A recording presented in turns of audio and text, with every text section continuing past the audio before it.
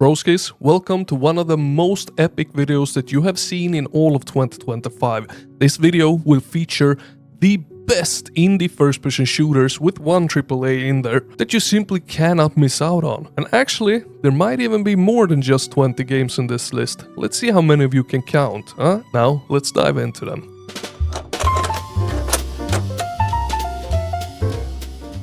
Let's start with Metal Eden, because this game absolutely earns its place here. From the moment it begins, it delivers a slick, modern first-person shooter experience packed with visual detail and relentless momentum. The best way to describe it is modern Doom colliding with Portal, but filtered through its own identity. Combat is fast, brutal, and incredibly satisfying, with gunplay that feels sharp and aggressive from start to finish. The weapons, they are upgradable, enemy encounters are intense, and the game constantly throws new ideas at you. You're not just blasting through corridors, you're moving through distinct biomes, experimenting with loadouts, and even jumping into vehicle-style sections, where you transform into a rolling Metroid Prime-style ball of destruction. And yeah, you can absolutely kill enemies while in that form, which never stops being fun in all honesty. Now, Metal Eden is short. You can finish the main campaign in about 4 hours. That said, it never feels rushed or padded. It's tightly designed, highly replayable thanks to New Game Plus, and every mechanic feels intentional.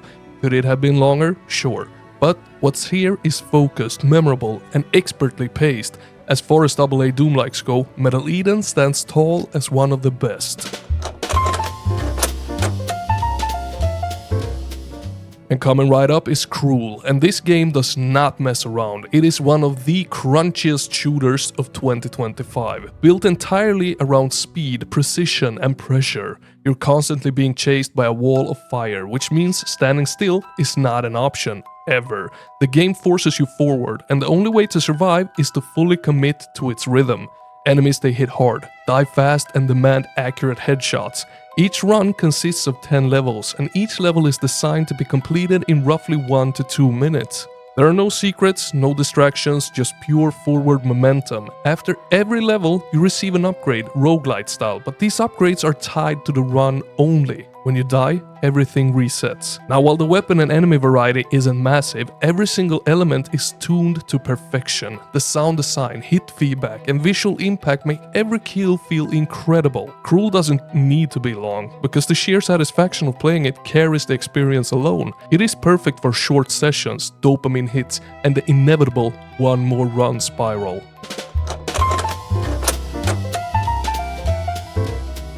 And then, my broskis, we have Gravelord, one of the strongest modern boomer shooter releases this year. It plays very much like a Quake-inspired shooter, but with enough personality to stand on its own 2 legs.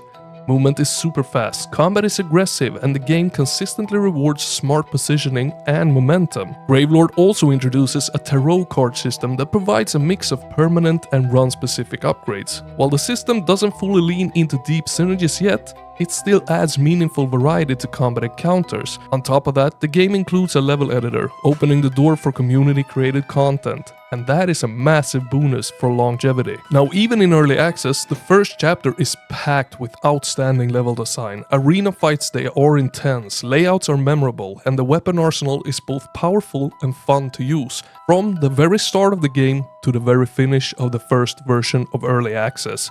Gravelord delivers a tight, confident experience, and it already feels like something special. If you're into boomer shooters, this is an absolute don't skip kind of game.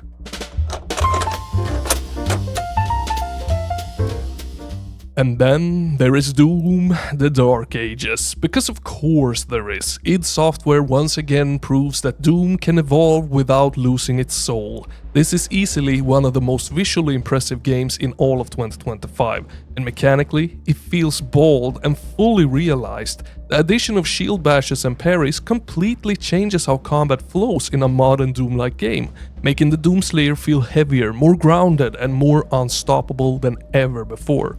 Finishers, they have been reworked so they no longer break momentum, and the massive levels are packed with secrets that reward exploration in classic modern Doom fashion. The mech sections are the most divisive addition, but personally they work. They slow the pace just enough to provide contrast without overstaying their welcome. and piloting them feels ridiculously powerful. Whether you're on foot or inside a towering war machine, the Dark Ages deliver non-stop intensity. This is Doom firing on all cylinders, and it easily ranks among the most badass games of the year, if not ever.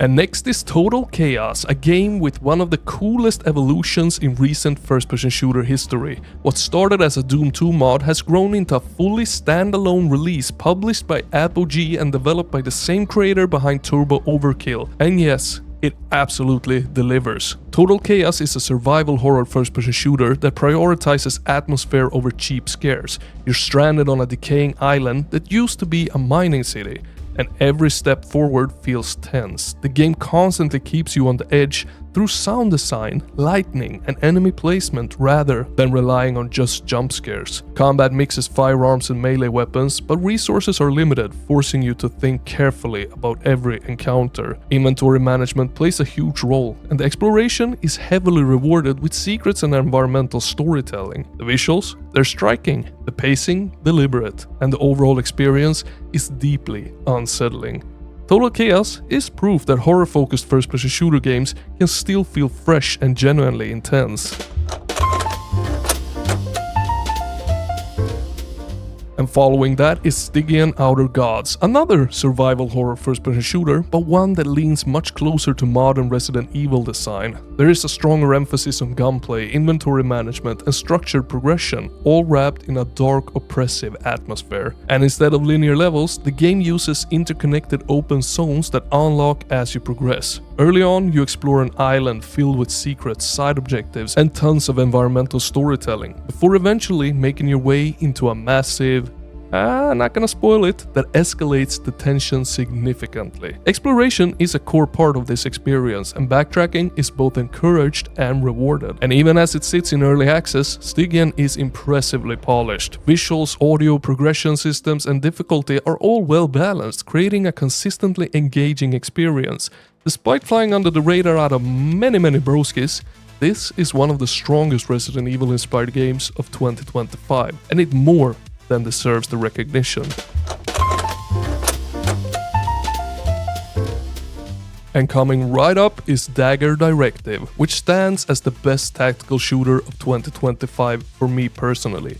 Published by Microprose, the game blends retro visuals with modern tactical first-person shooter mechanics in a way that feels both nostalgic and fresh. Combat is slow, deliberate, and unforgiving. Positioning matters, planning matters, and reckless play is punished immediately. While the AI still has room for improvement, the overall experience is unique and highly engaging. Every mission demands careful execution rather than raw reflexes. But what really seals the deal is how closely it captures the feel of classic Delta Force games. That tactical boots on the ground pacing hits just right, especially in a year dominated by fast-paced shooters. Dagger Directive isn't about spectacle, it's about control, strategy, and smart decision-making, and it nails that identity perfectly.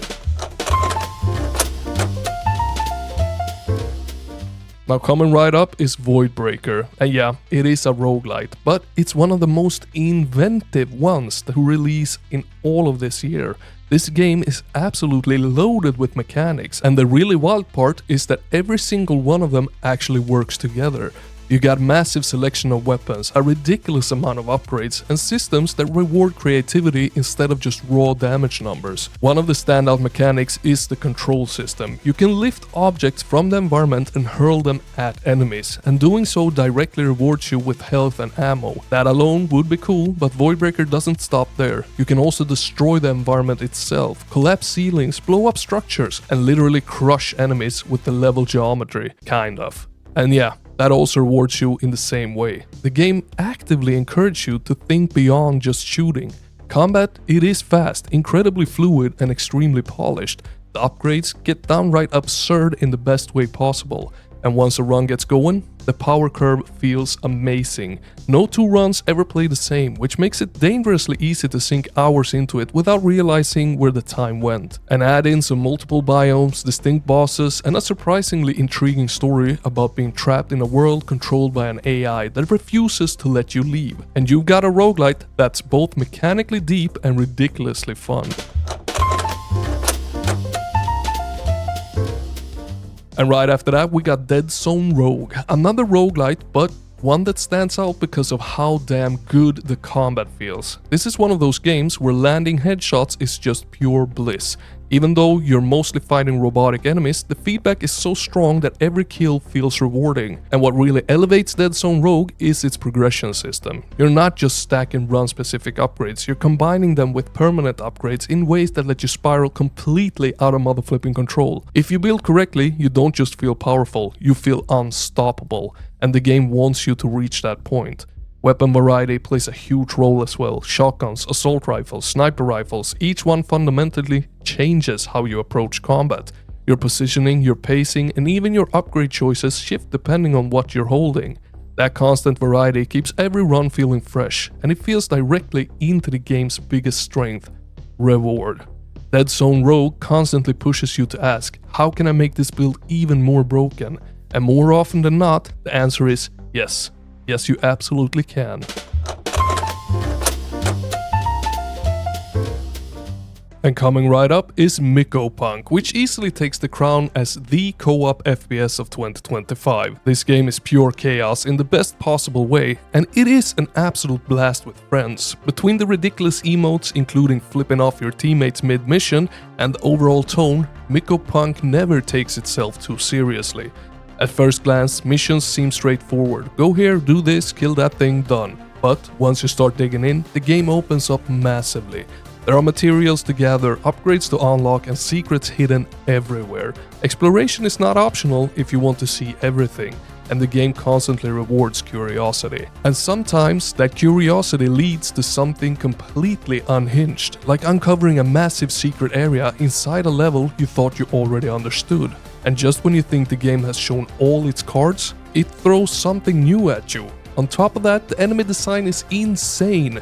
Enemies are modular and transformative, shoot off a limb, and the remaining core can attach itself to something else lying around, including weaponized parts. Fights, they can escalate into these monstrous improvised nightmares, and it never stops being entertaining. Mycopunk goes absolutely bananas, and that's exactly why it works.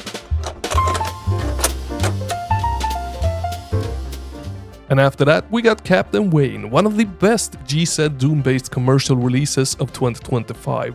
This game fully embraces the classic Doom aesthetic, complete with hand-drawn graphics and animated cutscenes that give it a strong Cartoon Network vibe, if Cartoon Network made brutally violent boomer shooters, that is. The movement is super fast and fluid, the combat is extremely tight, and the level design is consistently strong. Everything feels responsive and satisfying, which is exactly what you want from a game built on this engine. It understands what makes classic Doom fun and refines it rather than reinventing it. Captain Wayne doesn't try to overcomplicate things either. It focuses on nailing the fundamentals, and it absolutely succeeds. If you spent years loving boomer shooters, this is the kind of game that feels instantly familiar and immediately enjoyable. Just a straight up, well-crafted, satisfying first-person shooter experience. Next is Wrack Reclamation, a remake of the original Wrack that dramatically improves on almost every aspect. New animations, upgraded visuals, refined combat mechanics, everything just feels smoother, cleaner, and more polished than before. At its core, Wrack is an arcade-style first-person shooter built around momentum and combos. The goal is quite simple: rack up kills, maintain your combo, and turn yourself into an unstoppable killing machine. The more aggressive and efficient you play, the more powerful you become. The game features a linear progression, a full story, a huge arsenal of weapons, and alternative fire modes that add depth to the combat. Wrack Reclamation takes what was already a strong foundation and elevates it into something far more refined. As a first-time Wrack experience, it stands on its own as a highly enjoyable and extremely addictive shooter, and it's easy to see why the original earned its reputation. Then, my broskis, we have Tokyo Underground Killer, one of the most overlooked first-person shooter games of the year. This one leans heavily into melee combat, but guns are absolutely part of the equation, and when you get them, they hit hard. Combat is fast, violent, and drenched in style. Visually, the game is soaked in neon, blood, and gritty Tokyo aesthetics. It doesn't just look unique, it feels unique. And then there's the hub world, which is genuinely one of the best in any first-person shooters, period. Your hub is your apartment in a Tokyo city block. And that block is fully alive. Shops, clubs, casinos, underground gambling dens, it's all there and it adds an insane amount of personality to the experience. Tokyo Underground Killer Mabroskis is bold, weird, stylish and unapologetically violent. It doesn't play like anything else on this list, and that alone makes it stand out. It's the kind of game that sticks with you long after the credits roll. And right after that comes Mohrta, a fantasy first-person shooter that gets mislabeled all the time. A lot of people assume it's a Souls-like. Well, it isn't. Mohrta is its own thing. You're dropped into this fantasy world made up of multiple biomes, and you're free to tackle them in whatever order you want to. Built on the GZ Doom engine, the game somehow manages to feel both cozy and brutal at the same time. Combat blends melee and firearms with some of the most imaginative weapons you'll see all year long. Boss fights, they're memorable, environments are extreme, and the game is absolutely packed with secrets and personality. And then some more secrets on top of those secrets. And the characters that we meet in the game, they're simply fantastic. The world is unforgettable, and Mohrta is the kind of game that lives rent-free in your head from the moment you start it up until way after that you finished it. It's weird, it's creative and deeply memorable in a way very few first-person shooter games manages to be. And then we've got Unyielder, a roguelite boss rush first-person shooter. And yeah, it works way better than it sounds. There are no cannon fodder enemies here. Every single fight is a boss fight. At first, that sounds like it would be exhausting or frustrating, but Unyielder completely flips that expectation. Movement is incredibly fluid, weapons are stylish and powerful, and the game gives you a deep toolkit to work with. You can parry every boss, dodge attacks with precision, and chain your abilities together in ways that makes combat flow effortlessly. Once you start understanding the mechanics, everything clicks, and the game transforms from intimidating to insanely satisfying. Instead of feeling overwhelming, Unyielder rewards mastery. As you learn attack patterns and refine your builds, fights become almost rhythmic. It's intense without being punishing. Or yeah, it is actually quite punishing, but not in a frustrating way. It's challenging without being unfair, and incredibly fun once you find your groove. For a boss-only FPS, Unyielder absolutely nails the execution. And coming right up is Pigface, and this one hits different. This is a true Max Payne feeling first-person shooter, drenched in grime, despair and pure atmosphere. The world is dark, decaying, drug-infested and brutally grounded. It feels less like a setting and more like a place you shouldn't exist in for too long. Pigface is built around contracts. You're hired to take out gang members, dealers and other unfortunate souls, and each contract drops you into a brand new level packed with enemies. Now, before every mission, you choose your loadout using money you earned from previous jobs, which immediately sets the tone for how that level is going to play. And that's where Pigface really shines. Each level is a sandbox within a sandbox within a sandbox. You can play stealthy, stay silent, and surgically remove enemies one by one. You can take a long-range approach and snipe the entire map, or you can kick the door down with a shotgun and embrace the freaking chaos. Every approach is valid, but none of them are easy. You die fast, and that's intentional. The game demands that you learn the layout, plan your moves, and adapt on the fly. If Pigface were forgiving, it would lose its identity entirely. The danger, the tension, and the oppressive atmosphere are what make it work. With even more unhinged levels on the way, this is a game I genuinely can't wait to dive deeper into once again. And after that comes Painted in Blood, which is one of my absolute favorite games of the year, and for good reason. This game is a perfect fusion of boomer shooter mechanics and survival horror atmosphere, and it executes that combination better than almost anything else out there. Movement is fast and responsive, weapons feel powerful, and the combat clearly draws from classic boomer shooters, but the enemies, environments, and tone lean heavily into horror. It's dark, oppressive, and unsettling without relying on cheap jump scares. Instead, the game builds tension through atmosphere and uncertainty. Some enemies, they require genuine thought to deal with. Ghosts, invisible threats, and encounters that force you to use specific abilities or tactics rather than brute force. And then just when you've settled into a slower, more cautious pace, the game locks you into an arena and demands full-speed carnage. And that contrast is what makes Painted in Blood special. It moves seamlessly between slow, eerie exploration and intense, high-mobility combat in a way that feels completely natural. It's heavy, memorable, and emotionally charged, and it does things that very few shooters even attempt. It's an easy recommendation.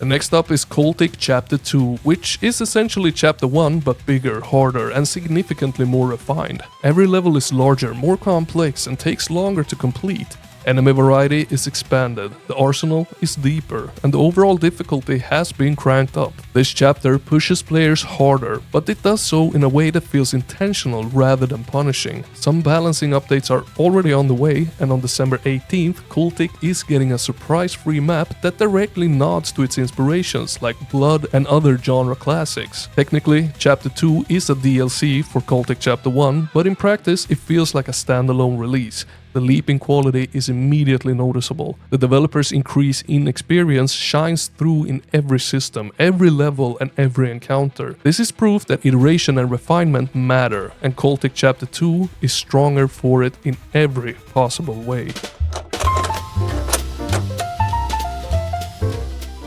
And after that, we got Abyssus, a roguelite first-person shooter that can be played solo or in co-op, and it absolutely excels at both. The game takes place in an Atlantean-inspired world, blending steampunk and brimepunk aesthetics with dark fantasy elements. It's a striking setting, and the visual identity alone makes Abyssus stand out. Mechanically, it's rock solid. Permanent upgrades, strong synergies, and a lineup of unique weapons give each run real depth. But where Abyssus truly sets itself apart is in its bosses, and these are on another freaking level. These fights feel like full-scale MMORPG raid bosses. Massive enemies, layered mechanics, multiple phases, the kind of encounters you'd expect from a coordinated group in a raid. Except here, you can experience all of that as a solo player. And there are multiple bosses of this caliber. On top of that, Abyssus features some of the most beautiful environments seen in any game this year. It's polished, ambitious, and consistently impressive, making it one of the strongest roguelites of 2025. Coming right up is Brutal John 2, and despite the name, this is technically the first and only Brutal John. Yeah, that's part of the joke. And honestly, that humor sets the tone for the entire experience. This is a phenomenal boomer shooter that understands exactly what makes the genre so memorable and leans fully into it. You've got a massive arsenal of weapons, a ridiculous number of secrets, chunky retro visuals, and level design that constantly rewards exploration. Every stage feels handcrafted, packed with hidden areas, optional fights, and that classic, "Wait, how do I get over there?" You know, that energy that boomer shooters thrive on. And without spoiling anything, yeah, at some point you'll be playing against this bald guy talking right now. I'm not saying more than that though, you'll have to experience it for yourself. But what really makes Brutal John 2 special is how effortlessly it blends humor with brutal carnage. It never undercuts the action, and it never takes itself too seriously. These developers, they clearly know the genre inside and out, and the result is an epic, hilarious, and incredibly satisfying boomer shooter from start to end.